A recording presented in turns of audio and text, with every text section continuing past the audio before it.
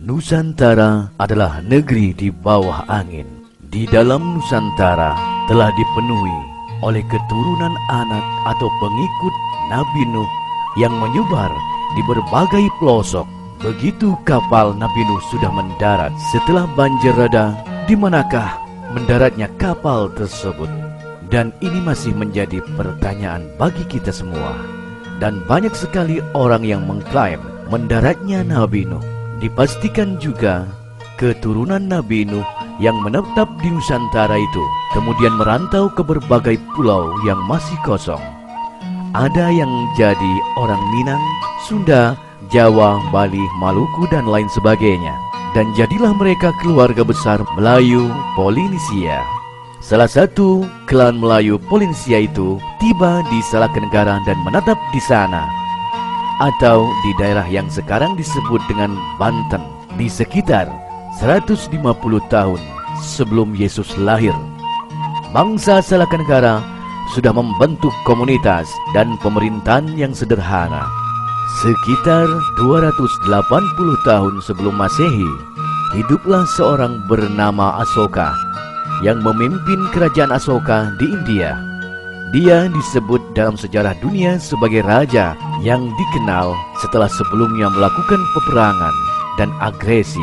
Kemudian dia berpaling pada agama menjadi seorang rahib dan memerintahkan kepada para pengikut kepercayaannya untuk menyebarkan Siwa, Wisnu, dan Brahmana. Salah seorang penyiar ajaran itu berasal dari Marga Warman, dan rombongan Marga Warman ini sampailah pada ke suatu tempat, yaitu Salakenegara. Di Salakenegara, mereka berinteraksi dengan warga setempat dan terjadilah akulturasi kebudayaan, termasuk akulturasi sistem pemerintahan. Sekitar 100 tahun setelah Masehi, bangsa Salakenegara diperintah oleh Akitirem, sedangkan nama dari anak Akitirem adalah Pohaci Larasati. Kemudian dinikahkan dengan salah satu dari kelompok Marga Warman itu yang bernama Dewa Warman. Dialah yang kemudian menerima warisan untuk memimpin kelompok Salakenegara. Dewa Warman kemudian mendirikan kerajaan yang lebih bercorak India. Kerajaan itu diberi nama Salakenegara. Gelar yang disematkan kepada Dewa Warman adalah Prabu Dharma Lokapala Dewa Warman Haji Raksagapura Sagara. Raja Tapura adalah ibu kota Salakenegara yang hingga tahun 362 menjadi pusat pemerintahan raja-raja Dewa Warman, mulai dari Dewa Warman I hingga Dewa Warman IX. Sementara Jaya Singawarman, pendiri Tarumanegara, adalah menantu Raja Dewa Warman VIII. Ia seorang pendiri Maharshi dari Salakayana di India yang mengungsi ke Nusantara karena daerahnya diserang dan ditaklukkan Maharaja Samudragupta dari kerajaan Maurya. Di kemudian hari setelah Jaya Singawarman mendirikan Tarumanegara, pusat pemerintahan beralih dari Raja Tapura ke Tarumanegara. Salakenegara kemudian berubah menjadi kerajaan daerah. Adapun raja-raja Tarumanegara adalah Jaya Singawarman pada tahun 358 sampai 382, Dharmaya Warman di tahun 382 hingga 395, Purnawarman di tahun 395 sampai 434, Wisnuwarman di tahun 434 hingga 455, Indrawarman di tahun 455 hingga 515, Chandrawarman di tahun 515 hingga 535, Suryawarman di tahun 535 hingga 561, Kertawarman di tahun 561 hingga 628, Sudawarman di tahun 628 hingga 639, Hariwangsawarman di tahun 639 hingga 640, Naga Jayawarman di tahun 640 hingga 666. Kemudian Lingga Warman di tahun 666 sampai 669. Kemudian Kerajaan Tarumanegara pecah menjadi dua. Tarusbawa yang berasal dari Kerajaan Sunda Sumbawa di tahun 669 Masehi menggantikan kedudukan mertuanya, yaitu Linggawarman Raja Tarumanegara yang terakhir. Karena pamor Tarumanegara pada zamannya sudah sangat menurun, ia ingin mengembalikan keharuman zaman Purnawarman yang berkedudukan di Purasabah atau ibu kota Sundapura. Dalam tahun 670 Masehi, ia mengganti nama Tarumanegara menjadi Kerajaan Sunda. Peristiwa ini dijadikan alasan oleh Wretikan Dayun, pendiri Kerajaan Galuh dan masih keluarga Kerajaan Tarumanegara, untuk memisahkan diri dari kekuasaan Tarusbawa. Dengan dukungan Kerajaan Kalingga di Jawa Tengah, Wretikan Dayun menuntut kepada Tarusbawa supaya wilayah Tarumanegara dipecah dua. Dukungan ini dapat terjadi karena putra mahkota Galuh bernama Mandiminyak berjodoh dengan Parwati, putri Maharani Sima dari Kalingga. Dalam posisi lemah dan ingin menghindari perang saudara, Tarusbawa menerima tuntutan Galuh di tahun 670 Masehi. Wilayah Tarumanegara dipecah menjadi dua kerajaan, yaitu Kerajaan Sunda dan Kerajaan Galuh dengan Sungai Citarum sebagai batasnya. Zaman Pajajaran diawali oleh pemerintah Sri Baduga Maharaja atau Ratu Jaya Dewata yang memerintah selama 39 tahun di tahun 1482 sampai 1521. Pada masa itulah Pakuan mencapai puncak perkembangannya. Dalam prasasti batu tulis diberitakan bahwa Sri Baduga dinobatkan dua kali, yaitu yang pertama ketika Jayadewata menerima tahta Galuh dari ayahandanya, yaitu Prabu Dewa Niskala, yang kemudian bergelar Prabu Guru Dewa Pranata.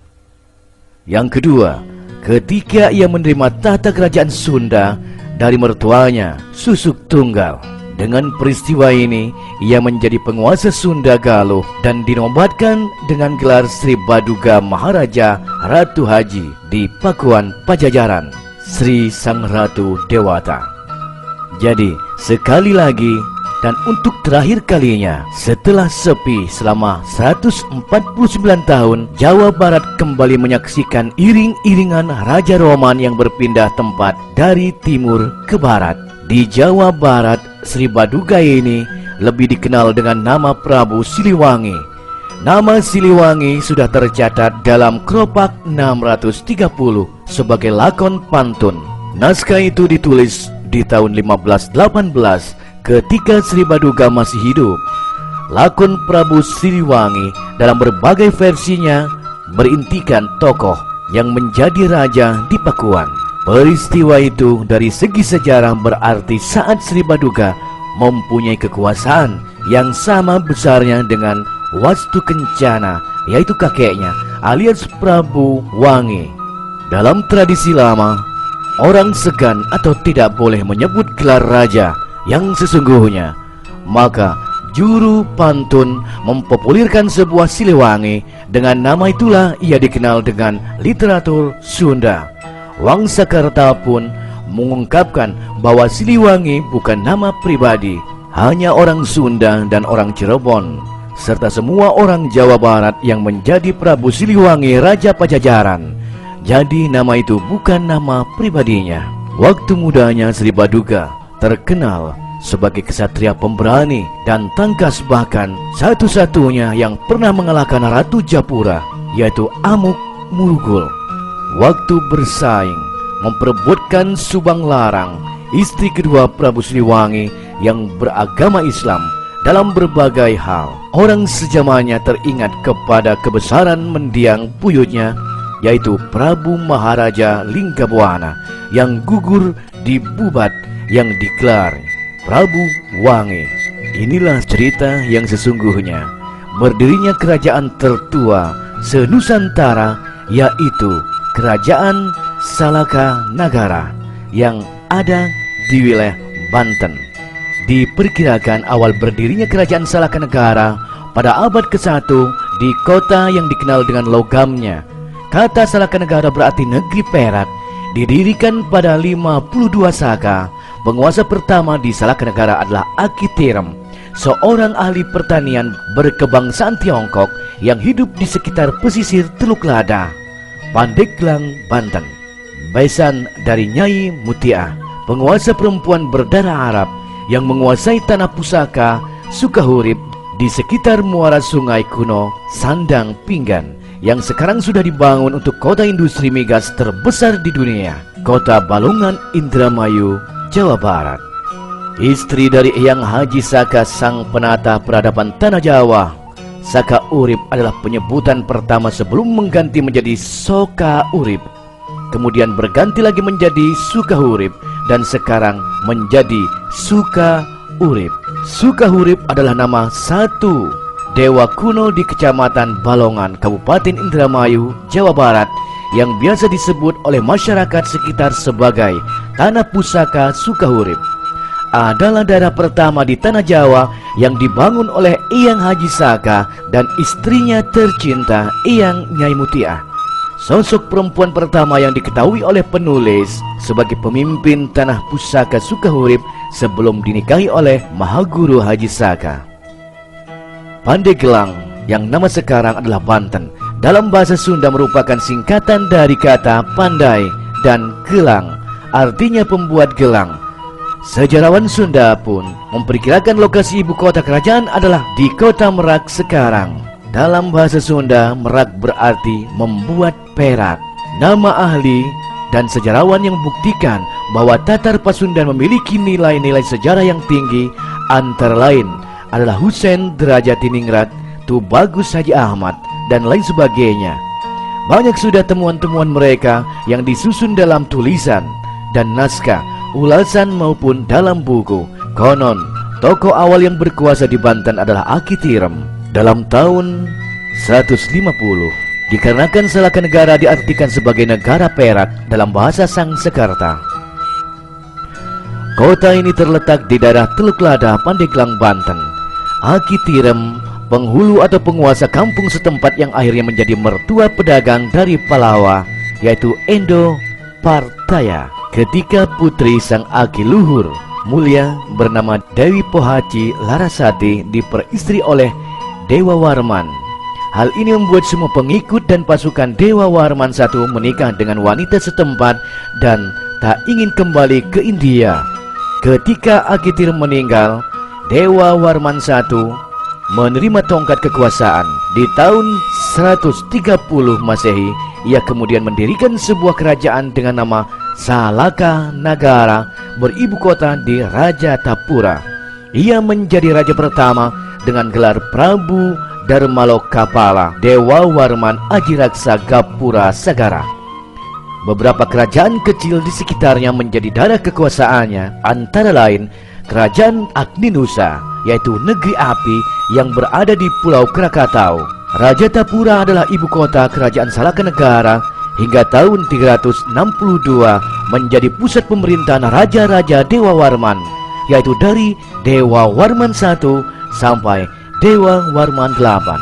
Salaka Negara berdiri hanya selama 232 tahun, tepatnya dari tahun 130 Masehi hingga tahun 362 Masehi. Dewa Warman I sendiri hanya berkuasa selama 38 tahun dan digantikan anaknya yang menjadi Dewa Warman II dengan gelar Prabu Dikwijayakasa Dewa Warman Putra.